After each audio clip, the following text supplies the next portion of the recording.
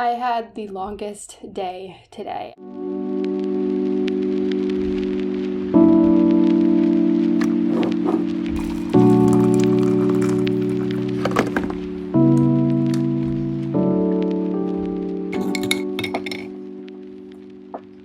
Honestly, it's a Wednesday when I'm recording this. It's been such a long day for me, which is odd because the last few days I felt like they're so short. And I think it's because I just had stuff scheduled without a break today. I just didn't really have any break at all today. It was just a lot. So I feel like the topic of today's episode is very fitting because I'm going to have to be teaching myself this at the same time. And the topic today is focusing on learning how to practice detachment, or just being unbothered, or as I relate to it the most, going with the flow. And that is what I need right now because I'm so tired. And I think I just need a moment to kind of detach from everything around me for a little bit. So this podcast is going to be the time for me to do that, and we'll go over it together. We'll figure it out what even is detachment, and we'll learn together. I need a tea break. I put too much sugar in that. So what even is detachment? I've seen a lot of people refer to this as detachment. I prefer to just call it going with the flow. I feel like that's just what resonates with me the most. But detachment is basically that idea of going with the flow, or just being able to detach or realize that, yes, not everything is permanent. And being able to recognize that things come and go, and being able to recognize the things that you can control versus the things that you can't control.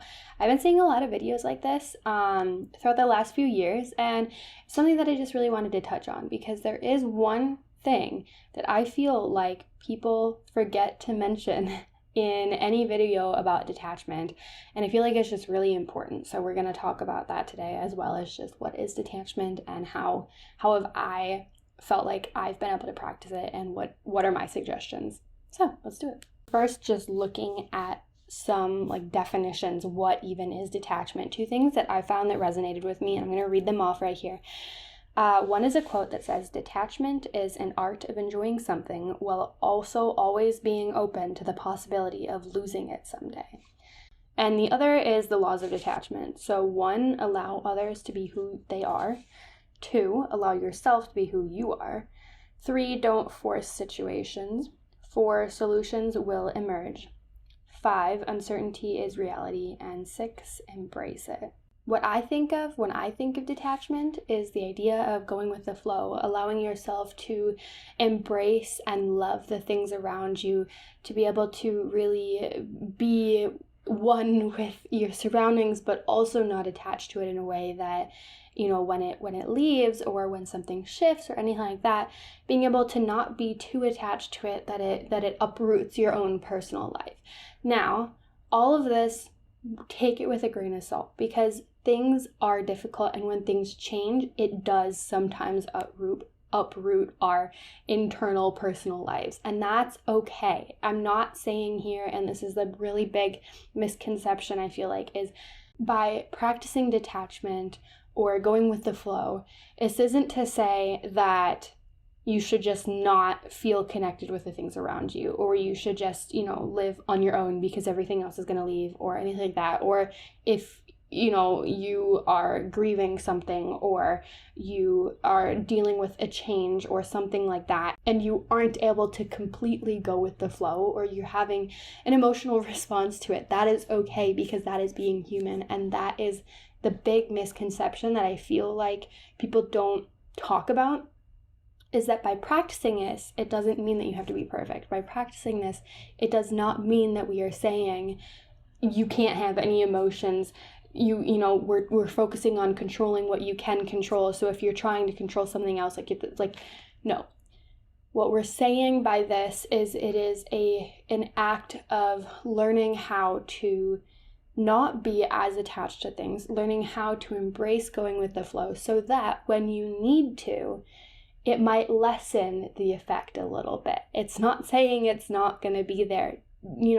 Dealing with any sort of change or transition or anything is so difficult. I deal with a lot of issues with transitions. So I've been working at this, but I found that the number one thing that helps me in a moment of difficulty in transition or any sort of change or anything like that is acceptance. Accepting myself and being like, you know what? I don't feel good right now. That's the reality. And I'm going to continue despite it. And I'm going to give myself grace. I'm going to let myself rest a little bit, and then I'm going to keep going. So I think that is just one really big thing that before we talk about any of this, I want to point out. Because when watching other videos, when just looking at the idea of detachment, sometimes it can feel like we're saying, you can't have emotions, or you can't be feeling attached to anything. And I feel like there's a very fine line. I feel like it is important to be able to connect with things, to attach to them, honestly, quite honestly. That's why I don't like the word detachment for this, but for the sake of the video, that's what we're going to call it, along with going with the flow, because it makes it feel like we're saying completely detached from something, and that's not what we're saying. At least that's not what I'm saying. So with all of that said, how do you practice detachment or going with the flow? I feel like the best way to explain it from my mindset is this is something that I learned in the short time that I was in a DBT program, which is an incredible program. It just wasn't right for me at the time. But one of the practices that I learned was looking at things in your wise mind. So think of your mindset as a spectrum. You have on one end your logical mind, and on the other end you have your emotional mind. So logical mind is obviously more logical, analytical, really thinking things through, whereas emotional mind is when you kind of are just feeling a lot of emotions or wanting to act through those emotions. So, for example, in times of transition, I am very much so in my emotional mind because I'm dealing with a lot of struggles because, like I said, I do struggle with transitions. It's difficult for me, and I like things to be just a little bit comforting and clear, and that, any transition is going to be difficult. So in that moment, when I am in a transition, I am on my emotional mind. A lot of times I'm in this mindset right here, and I'll be feeling a lot of things like I can't do this, I'm scared, I'm afraid, I'm anxious, I'm tired, like all of these different emotions and feelings. And in that moment, when you're going through something like that, even just, a spurt of anxiety, something like that, the best thing that you want, like what we want to be in, is we want to be in the center. In the center of the emotional mind and the logical mind, there is the wise mind. And that is where we want to be. That is where we're able to use both of them, take both of them together, and create a decision or just a mindset that is healthy. So in a time when I am in my emotion mind, the way to combat that and try to get to my wise mind is by thinking more logically. So for example, thinking, I've done a transition, like I've gone through transitions before and I've been fine. I can do this. I'm not alone. There's other people who are going through the same transition. This isn't a new thing. Like people have been doing this before and they got through it. Recognizing that even just the fact of saying like, I know I have difficulties with transitions. This is difficult, and I know I can get through it. All of these things are just ways of stepping back and looking at it almost as like an outside point of view. And that's kind of what the idea of detachment is seeing your world from almost an outside point of view and being able to recognize that like, you are you. You can control only certain things. You can only control what you can control. And these other things, they are just a part of the story. They're just around you. They're like you are the main character, and they are just all around you, part of your story. So looking at it as more of an outside point of view can sometimes help too, is being able to just, again, we're not trying to make the emotions go away. If they do, that's great. But like, being able to just recognize, okay, this is difficult, and I'm going to really focus on what I can control. I'm going to focus on finding that wise mind. I'm going to focus on all of that. So that is one thing that just helped me go with the flow a little bit more, but I still struggle with it. So, a few other things that along with this practice can be helpful in order to practice detachment is, again, like I said, focusing on what you can control. Life is difficult. And there's no easy way to put that. Life is hard. It is terrifying, it is difficult, it is scary, but it can also be really, really beautiful. And so being able to recognize that there are things that you can control and there are things that you can't control.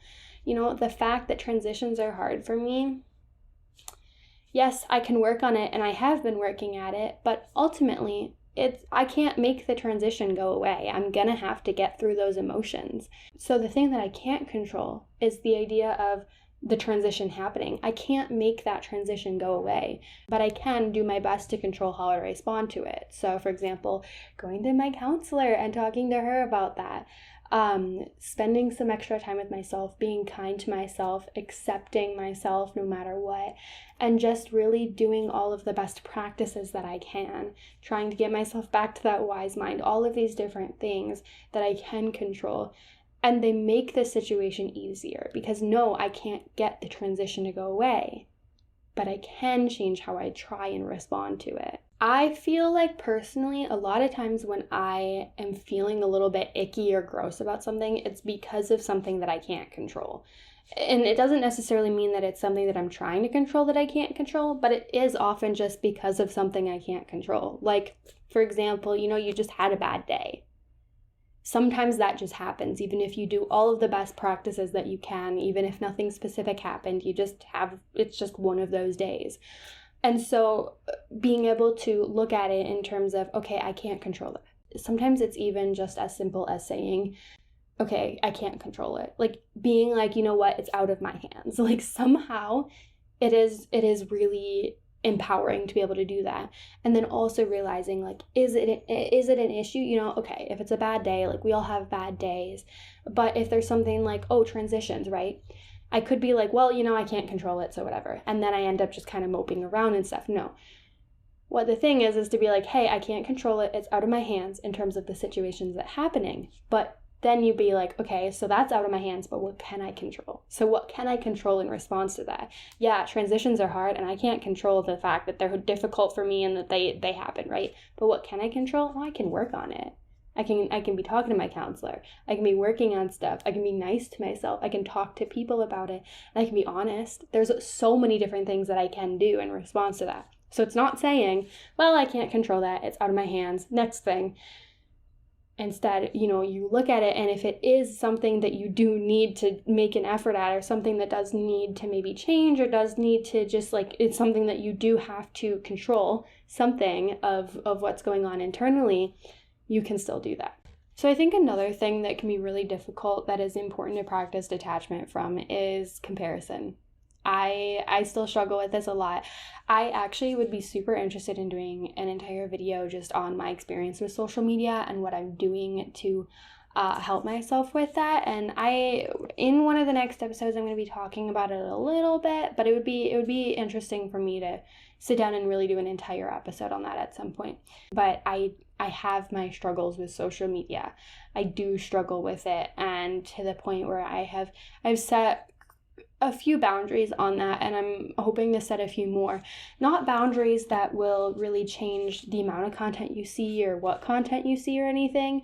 Not much with that. That's a more minimal effect. But in terms of just kind of behind the scenes, the time that I spend on Instagram, the time that I spend online, do I have it downloaded on my phone or not? Like all these different things, because I do struggle with comparison online and it's difficult. And that is something where I have been trying to work on the detachment with, but I think is also just important to work on the detachment with, is recognizing, okay, I'm comparing myself to this person. Can I become them? No, I can't. I am me. So recognizing that like, okay, I'm feeling this comparison. And instead of looking at it in something of being like, okay, I'm going to be hard on myself for it, I'm going to try and change it, anything like that, looking at it in terms of, well, I can't control that. I can't control that part of it. So instead, I'm going to control what I can control, and things like setting, maybe like my response to it was setting a more of a time limit on Instagram, because I knew that it was something I struggled with, and that was kind of the only way I could control it at that point. I've heard one person, it was Anna Sitar. I'm sure a lot of people have heard of her who are watching this. And in one of her videos, she said, if you can't change it in 5 minutes, don't worry about it. And I that one really just resonated with me there, because I realized, you know what, like, yeah, if you can't change it in 5 minutes, why are you trying to change it? Like, it's not something that you need to change. You are perfect the way that you are. You are amazing the way that you are. And I struggle with a lot of that. Even just, I think a big one for me is actually my personality, the way I express myself, things like that. Like, it took me a long time, but I've learned to have a lot more body positivity than I used to.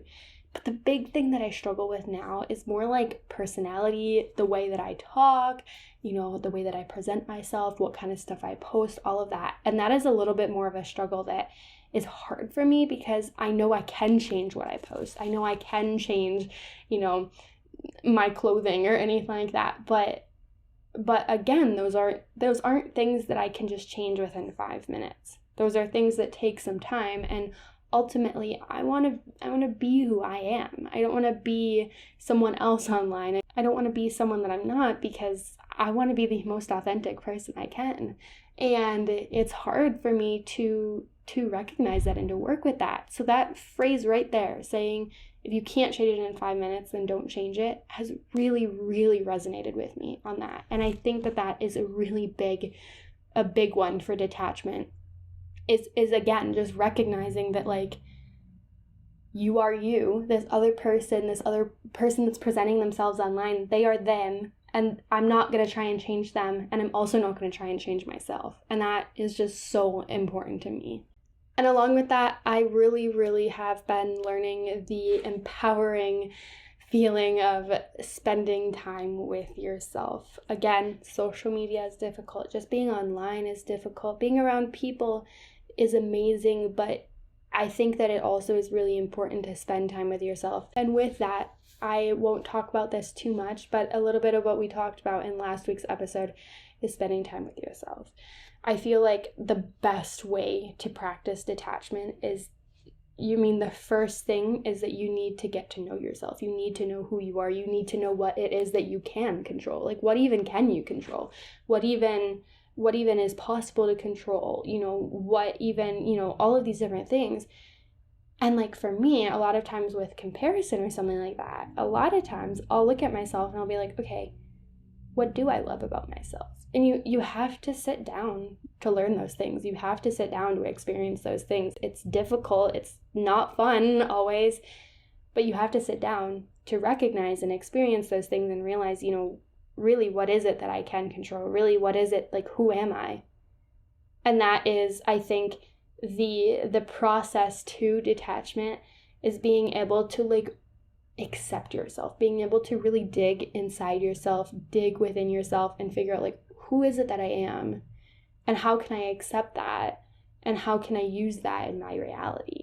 Because one thing that has always been so helpful for me, especially in the time of transitions like I've been talking about, is that at the end of the day, the one thing that people can't take away from me is who I am. Even when I had panic disorder, and one of the ways that I described it was, it felt like I had my body, but there was a monster inside of me, and I didn't know where I was. Deep down, I was still there. Deep down, like, I would spend hours and hours meditating. I would spend hours just sitting with myself, because that was how I found myself. I knew that deep down I was still there. Deep down, I still had that mindset that knew there has to be some way out of this. And so deep down, I was still there. And I do, at least I hope that no one can take away who you are. At the end of the day, no matter where I am in the world, no matter what new dorm or apartment I'm in, no matter what new classes I'm in, no matter what new people are around, no matter what financial stuff, any of that, at the end of the day, I can sit down and be with myself. My mind is always going to be there. I am able to be me. And that is a gift. And yes, there are times when we can't be ourselves. Yes, as a queer person, I know the difficulty of feeling like you can't be yourself. And that's terrible, but that's not what I'm talking about here. I mean the deep down in the root of like, who are you? Not your labels, not your identity, not what you do for a living, not any of that. I mean, who are you deep down? Who is Alessia? Who are you? What is your mindset? Like, you always have that mindset. You always have your experiences. You always have the ability to learn. And that, to me, is just absolutely incredible, because I've learned to find a home in that. And don't get me wrong, sometimes I don't want to be home. Sometimes I am overthinking, and the last thing I want to do is sit down with myself. And sometimes it is difficult, and it's not helpful to sit down with myself. But at the end of the day, everywhere that I go, every new experience that I go through, I do it all with myself. I'm there the entire time. I'm the one that I live my entire life with. And I think that that is such a powerful thing and such an important thing. And I do really think that in practicing detachment, you need to know who you are. And so that might even just be the first step for you, is sitting down and trying to figure that out. And if that is, that's okay. It's beautiful. The fact that we're even here having this conversation and talking about it, that's huge. It's incredible. So do that. Spend time with yourself. Get to know yourself, because I'm constantly getting to know myself more. If someone were to come up to me and ask me, who are you? I still don't know what I would say. Maybe I'll never know what I'll say. It changes every time, because I'm still getting to know myself constantly. And then the last thing is to be aware of your mindset. Sometimes things just suck. And to not try and push that away, to not try and be like, well, I shouldn't be feeling this, to not be hard on yourself or anything of that. Just recognizing like, okay, you know what? It does suck. Yeah, I'm struggling. And being able to look at it with a growth mindset of there's always something I can learn. There's always something new there. I'm a neuroscience girl, if people don't know that. So one of the studies that I was reading was talking about the fact that, and I don't remember all the details, but the summary of it was basically people who embrace the idea that the brain can change, can shift, can reorganize, that you can grow, that you can change, or that you can, learn and improve, and just all of those things. People who embrace that and believe that are more likely to be able to actually embrace a growth mindset. Being able to sit down and recognize, like, yeah, I feel terrible in this moment. Like, yeah, I don't feel good right now. And also recognizing that that doesn't mean that that's how it's going to be forever. That you can change, that you can grow. If there's something you feel like you need to change, if there's something you feel like you need to grow at, if there's something that you feel like, oh, I just don't get it quite yet, but just recognizing that, like, you'll get there.